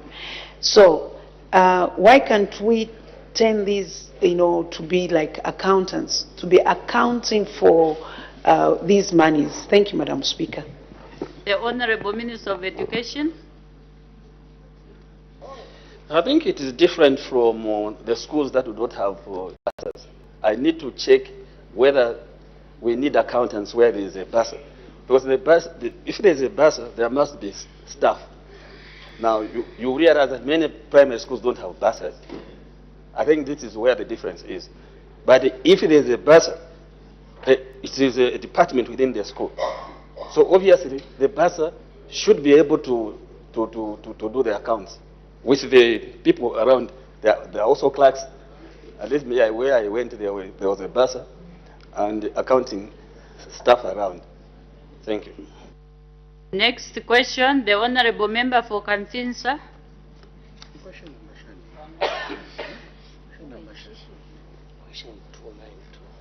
Question number. Madam Speaker, I don't know the question number, but I have the honor and privilege to ask the question on the water challenges in Kitwe. 75, I thank you. Question number 75. The Honorable Minister of Water Development and Sanitation. Acting. The Acting Minister. Madam Speaker, the Member of Parliament for Kamfinsa, Honorable Kangombe, asked the Minister for Water Development and Sanitation how much money the government released towards phase 2 of the Nkana Water Supply and Sanitation Project as of April 2024 in the following districts: Kalulushi and Kitwe. B, the scope of works to be covered in Kamfinsa parliamentary constituents from the released funds.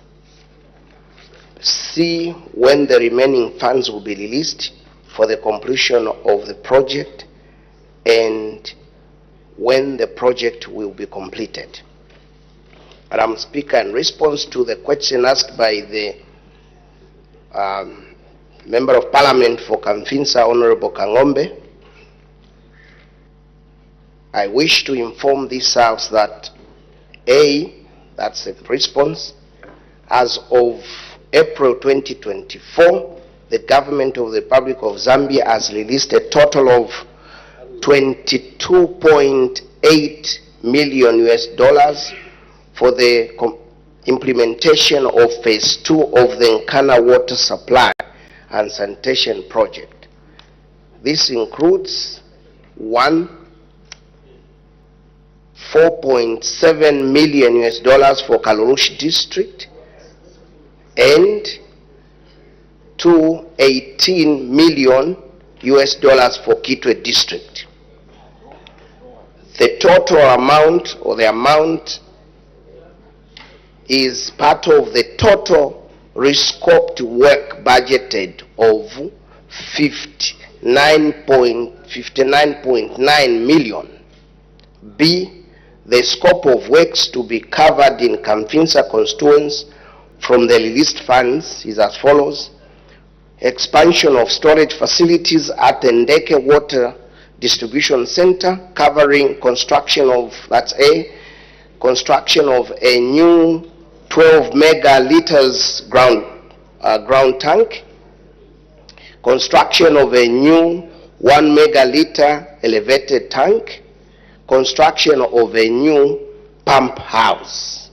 C, the remaining project funds will be released according to the projected works as follows: 1 June 2024 to December 2024, the total of 19.5 shall be released or has been released. Next year, 2025, the total of 11.9 million shall be released. Then 2026, the total of $5.9 million shall be released. So this means it comes to $37.5 million. Disbursement of these funds, GRZ disbursement up to date was $22.7 million. Number 2, payment to the contractor was $22.5 million. The balance of the funds received from the government of the Republic of Zambia, it's $244,000. Total amount yet to be disbursed by government is 37.1, or rather $37.1 million US dollars.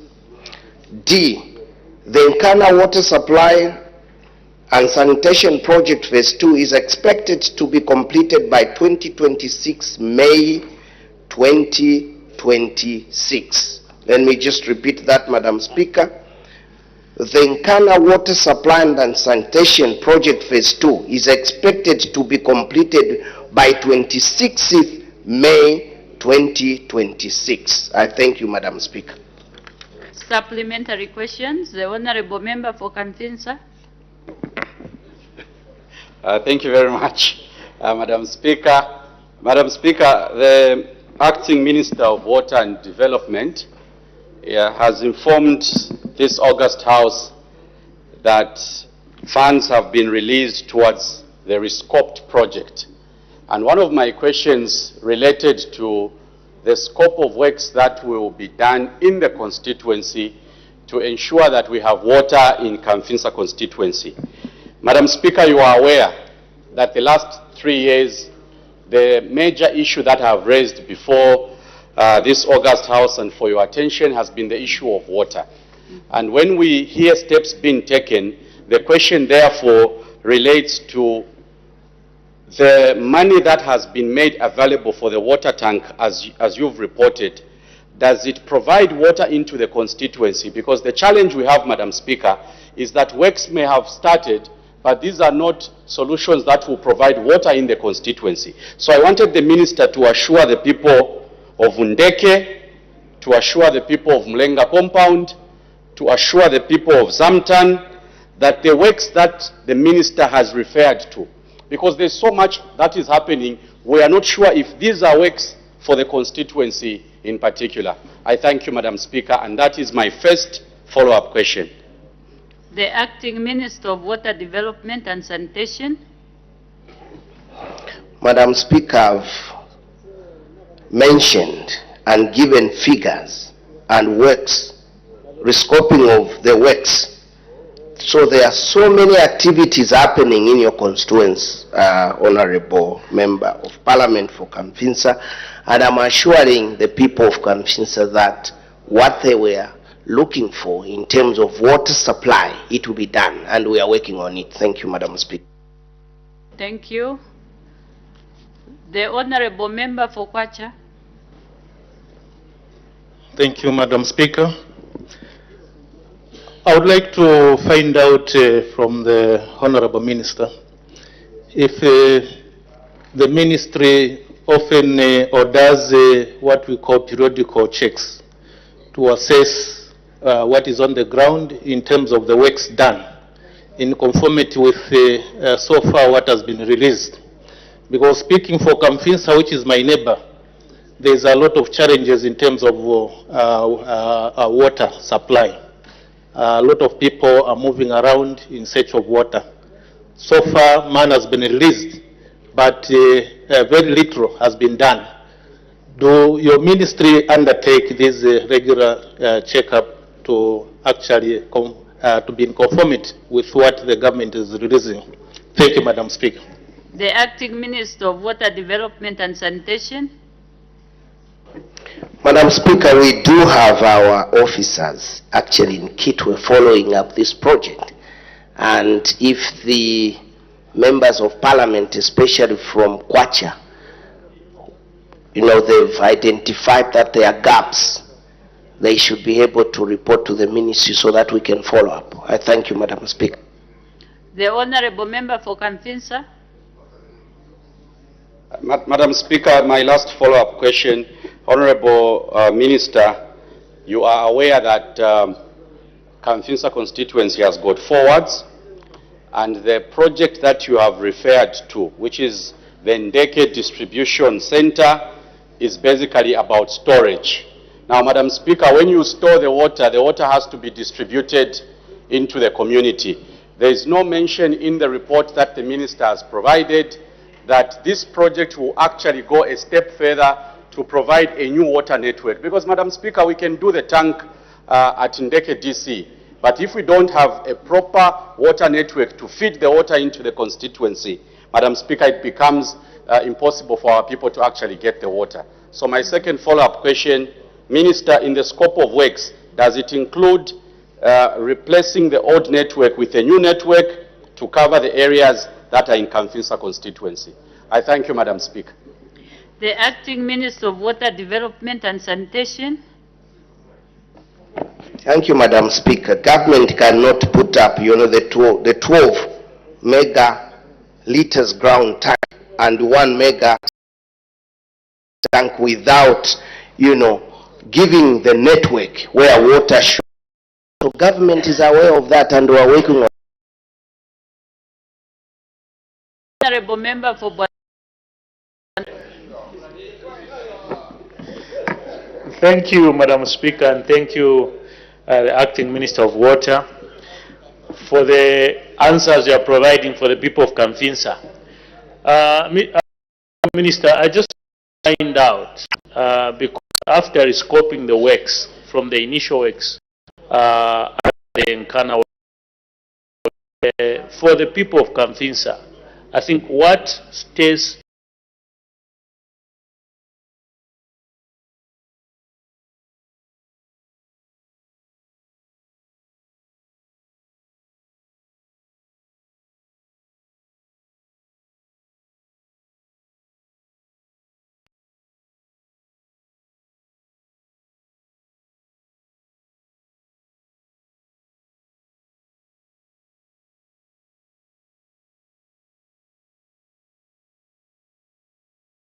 they should be able to inform us or our officers in Kitwe so that we are aware of the challenges they are going through, and we will attend to that. I thank you, Madam Speaker.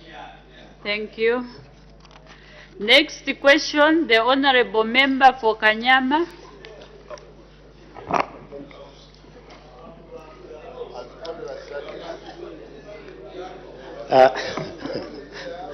Thank you very much, Madam Speaker. My question is question 76. Order, Honorable Member.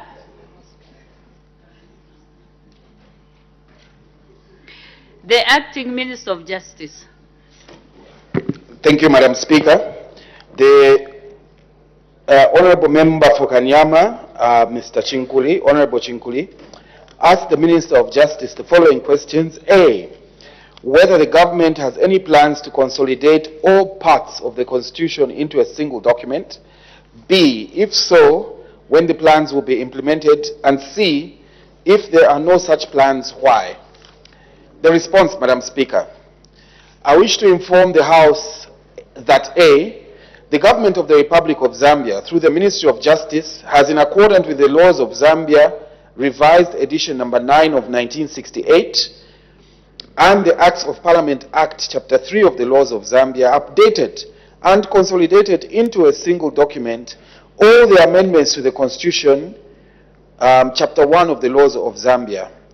Furthermore, the update and consolidation has been done to all the 26 volumes of the laws of Zambia and submitted to LexisNexis Pty Limited, a publishing company based in South Africa, which was awarded the contract for typesetting, printing, and publication of the revised edition of the laws of Zambia. B, the plan to update and consolidate the 26 volumes of the laws of Zambia, which include the Constitution, has already been implemented as earlier indicated, and the publishing company is currently printing and publishing the updated and consolidated version of the revised edition of the laws of Zambia, and that exercise is expected to be completed by December of this year.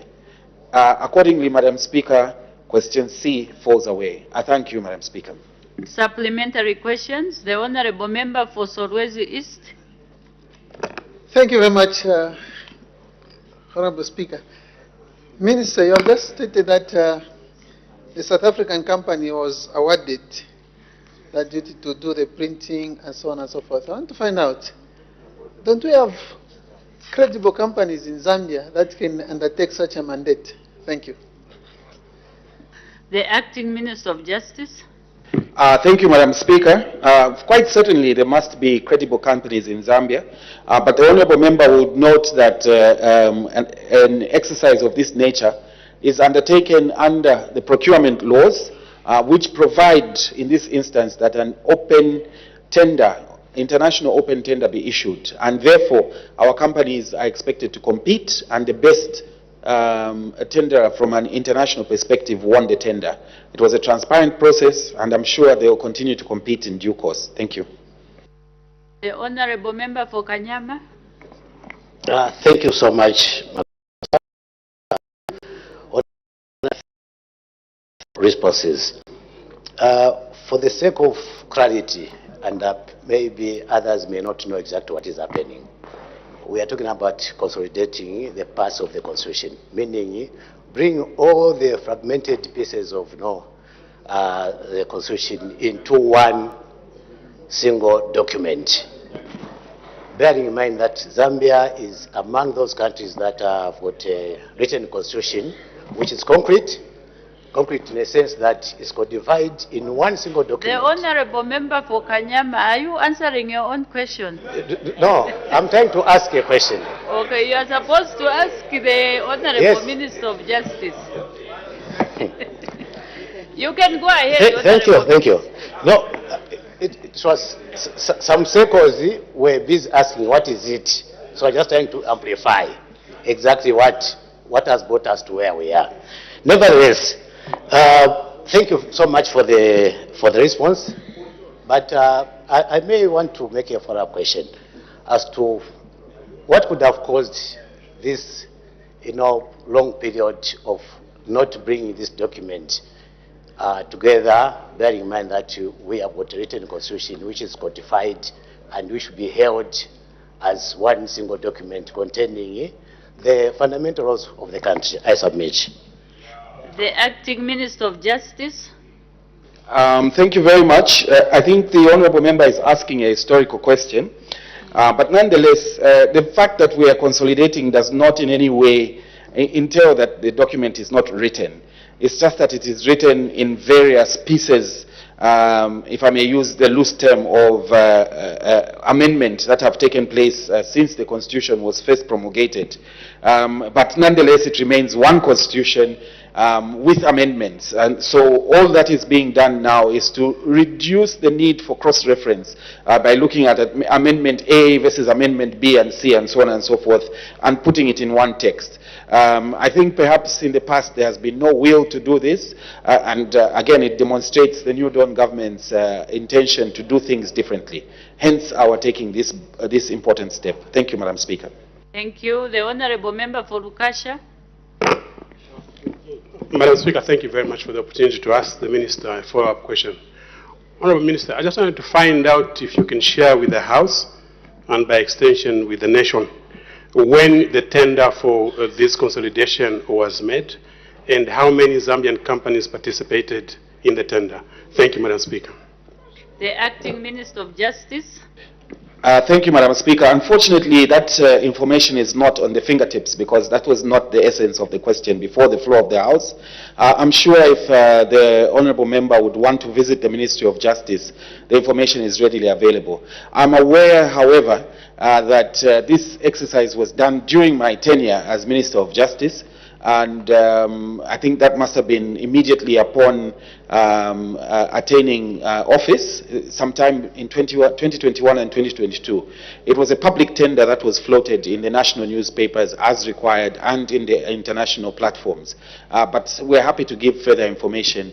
The selection criteria was as required under the procurement laws, and essentially I think I recall a good number of companies, both local and international, bidding for this, including some joint ventures which did not succeed. I must mention, Madam Speaker, that LexisNexis, as the Honourable Member for Lukasha would know, is a renowned international entity in terms of all spheres of legal documentation, including the production of law reports, which are done for the Republic of Zambia by LexisNexis as we speak, under the auspices of the judiciary. That contract was awarded many, many years ago. And so I think if there's any need for clarification in that regard, I'm sure that helps. I thank you, Madam Speaker. The last member, the Honourable Member for Namwala. Thank you so very much, Madam Speaker. Through you to the Minister. Minister, since you have indicated in your submission that the contract to bring the documents, or to bring the documents were given to the African company, may I know what is the total cost for them to perform that act? I thank you. Thank you. I don't know whether the Honourable Minister of Justice has the answer on this. No, Madam Speaker. And again, that was not the essence of the question that is on the floor of the House.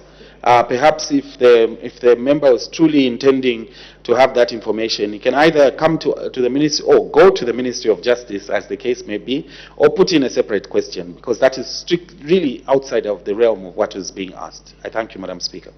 Thank you. Next question, the Honourable Member for Nyimba. Thank you, Madam Speaker. Question 77. The Honourable Minister of Energy.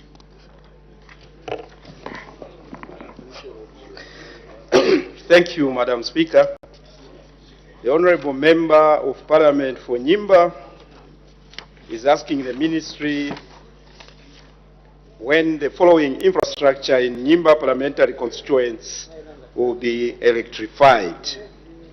A, of RCZ mission. B, of Mayor Clinic. C, Chiweza Primary School. D, Mombe Primary School. E, Hofmeyer Secondary School. F, Mukapela Clinic. G, Chimpanji Clinic. H, Kanyena Primary School. And the last one is Sangano Primary School. Madam Speaker, our response is as follows. According to the Rural Electrification Master Plan, the structure that have been mentioned in Nyimba parliamentary constituents are scheduled for electrification in 2029. The Rural Electrification Authority will send a team of engineers to conduct a feasibility study to establish the cost for electrifying the above-mentioned infrastructure before the actual year of implementation. The subsequent electrification of the infrastructure will be subject to the availability of funds.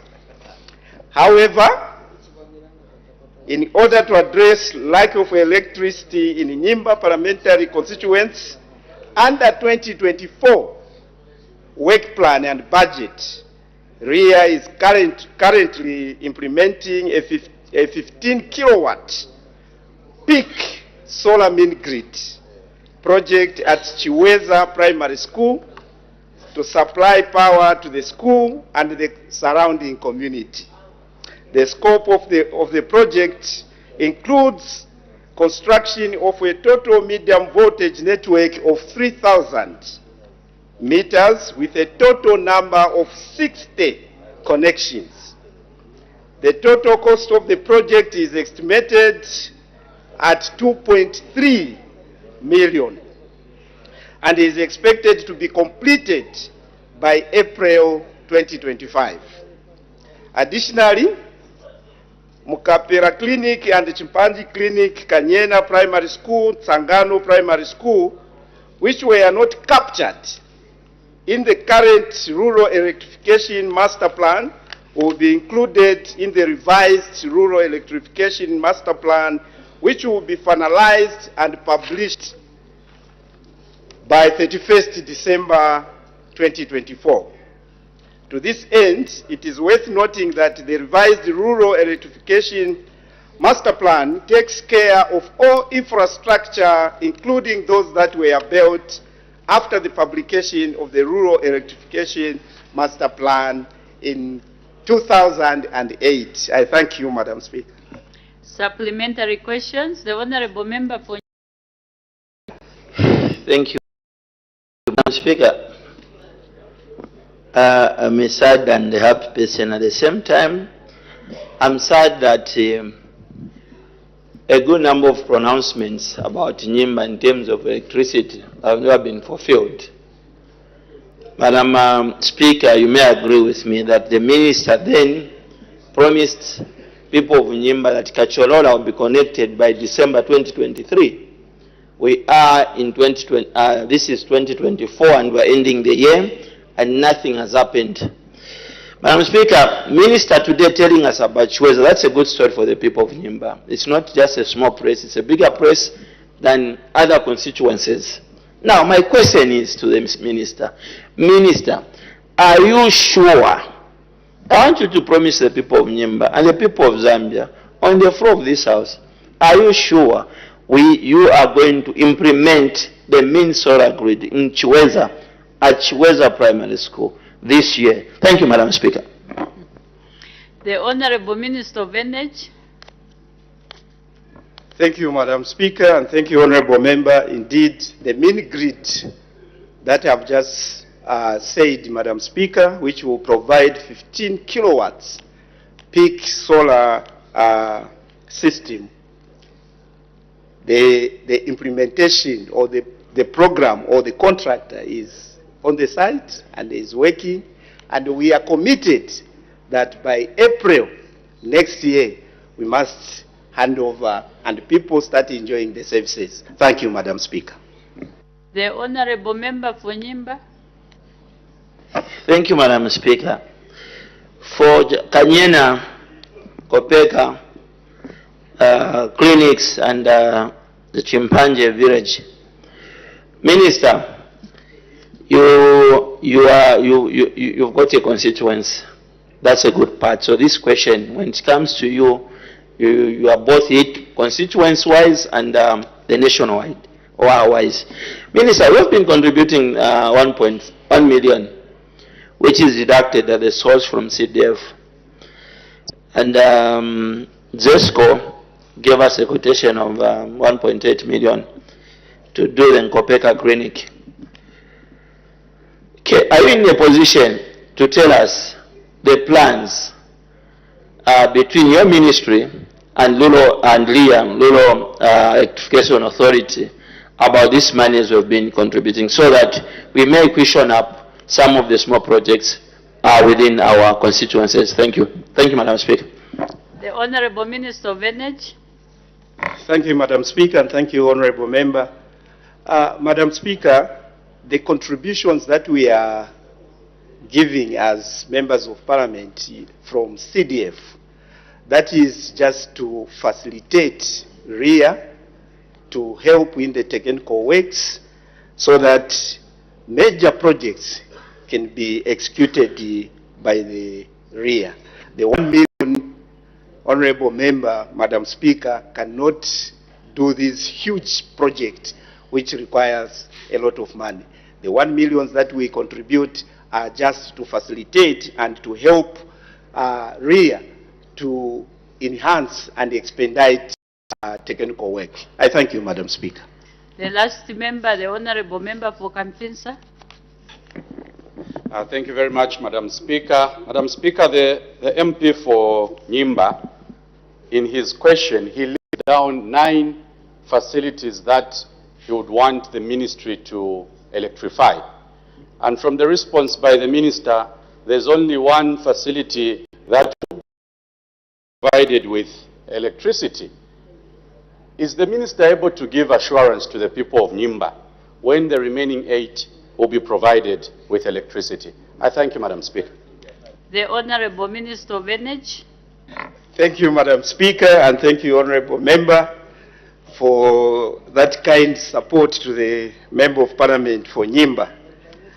Madam Speaker, my research with our master plan for rural electrification, these 8 places will be covered by the year 2029. That's what we have put in our plans. I thank you, Madam Speaker. Thank you. Next question, the Honorable Member for Fera. Thank you, Madam Speaker, for the opportunity. Question 78. The Honorable Minister of Mines and Minerals Development.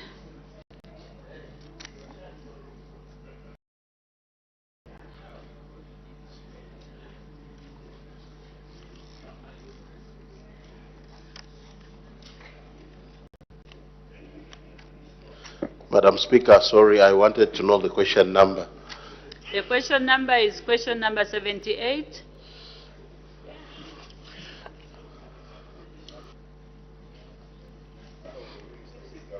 I'm having a different number. By Honorable... For Feira, Okay. Honorable Emmanuel All right. Tembo. Okay, thank you, Madam Speaker. My order book number is showing something different number. Madam Speaker, the Honorable Member for Feira, Honorable Emmanuel Tembo, wants to ask the Minister of Mines and Minerals Development how many licenses under the following categories were issued in Luangwa District as of April 2024. Large-scale mining, small-scale mining, artisanal mining, and exploration. B, how many licenses in each category were, number 1, operational as of May 2024 and issued to Zambian-led companies? The answer, Madam Speaker,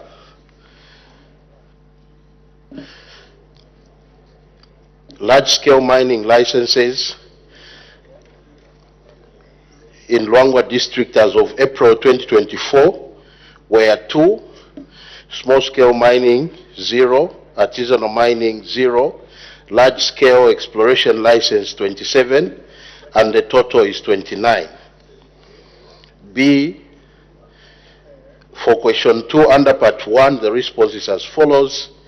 Large-scale mining license 1, small-scale mining license 0, artisanal 0, large-scale exploration license 13, bringing the total to 14. Madam Speaker, further under part 2, in terms of Zambian-led companies, the response is as follows. Artisanal mining license are wholly owned by Zambians, while it is mandatory that Zambians should be part of the small-scale mining license. Therefore, for the period under consideration, there were no Zambian mining-led companies in Luangwa district. I submit. Thank you. Supplementary questions? Honorable Member for Chipili. Thank you, Madam Speaker. Honorable Minister, you have mentioned in most of the minings where you are talking of 0, 0, 0. Could it be that the owner of the exploration licenses are failing to give our local people consent to apply for artisanal mine? Thank you. The Honorable Minister of Mines and Minerals Development. Thank you very much, Madam Speaker. Honorable Member, thank you for that question. I want to say that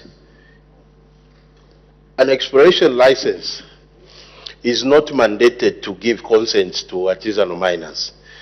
It's not a requirement. However, if an artisanal miner wants to apply, ask for consent, they first and foremost go to the owner of the license, and the owner must give reasons why they are not allowing, artisanal licenses on their tenement. Because you cannot go on a mine which is mining copper. For example, you go to Kitumba mine, mining copper, and you want an artisanal license that is mining copper. That is confusion. Then people will budge in all the mines. So really, consents are given by the owner of the license, if they feel they can allow artisanal mines on their license. But if they unreasonably refuse to give consents, the Minister of Mines has power to give consent on a particular tenement. That is the law. I thank you, Madam Speaker. Thank you. The Honorable Member for Feira. Thank you, Madam Speaker. Thank you, Minister, for your response. My first follow-up question is, are you able, I know you might not, to mention the two licenses, or the two companies that were awarded the large-scale licenses? I thank you. The Honorable Minister of Mines and Minerals Development. Thank you, Madam Speaker, and thank you, Honorable Member. Madam Speaker, it's not easy to know the names because licenses are given in thousands, but if the question was specific to which companies, we could have come with that information. It's easy to go in the database and get the names of the licenses. And if you went to Cadastre Portal today, you just punch in Luangwa, you find the specific names of the companies that have licenses. I thank you, Madam Speaker. Thank you. As the time is 16:40 hours, I suspend business for 20 minutes. Thank you for tuning in to Parliament Television. The House has just taken a short break of 20 minutes, and the business will resume at 17 hours. We did see the Minister of Mines and Minerals Development responding to a follow-up question that was raised of Feira constituency, and this is in line with the question that he earlier posed on the issuance of mining licenses in Luangwa district. And so members of parliament are asking follow-up questions regarding this particular question. And so before we equally take a break, we'll look at business that has been considered so far on the floor of the House. Madam First Deputy Speaker did make two announcements. In the first one, she did recognize the presence in the public gallery of pupils and teachers from Lake Road PTA School in Lusaka National Assembly. She warmly welcomed the visitors. In the other announcement, Madam First Deputy Speaker recognized that the presence in the public gallery of pupils and teachers from Mutendere Secondary School in Kapiwe District. And so Madam First Deputy Speaker, on behalf of the National Assembly of Zambia, warmly welcomed the visitors to the National Assembly. We did have a ministerial statement that was issued by the Minister of Mines and in the mining sector, and of course there was presentation of 5 government bills at first reading stage, and so details of this will come a little later. Just now we take a break.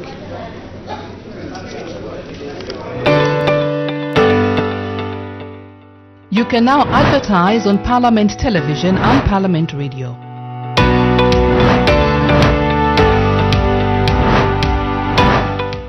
For more information, call 0977